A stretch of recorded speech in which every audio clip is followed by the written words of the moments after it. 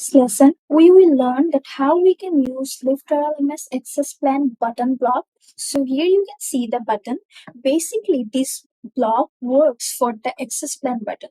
When we create courses, that time we create access plan so that our user can access our course, they can buy that from that.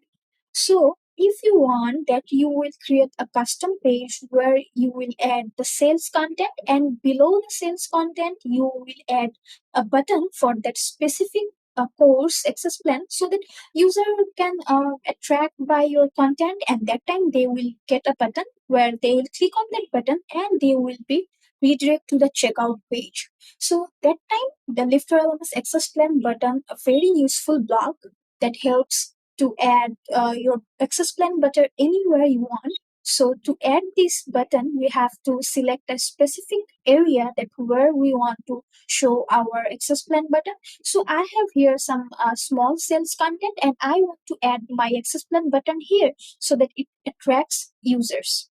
So what we have to do, we have to click on this plus icon to add the block, and then we have to search for access plan button. So here is the access plan button. I have to click on this.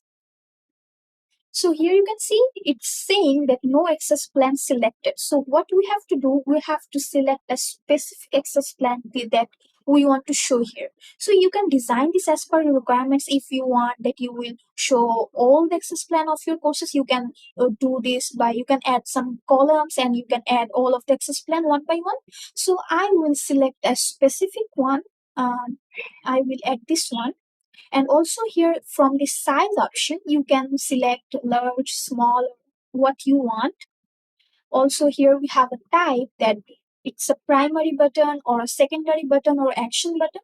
So if I use secondary, also we can use action, that will be a orange button. If we add danger, that means it will be a red button. So depends on you. So I will add it's a primary button.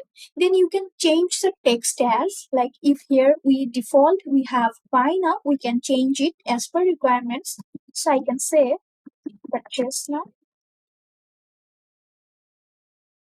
So here it is. Now I will save this.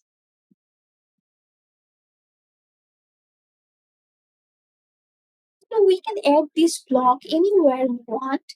And now if I added this on my home page, so if I now refresh my home page, I will see a purchase now button. And when I will click on this button, it will redirect to me the checkout page.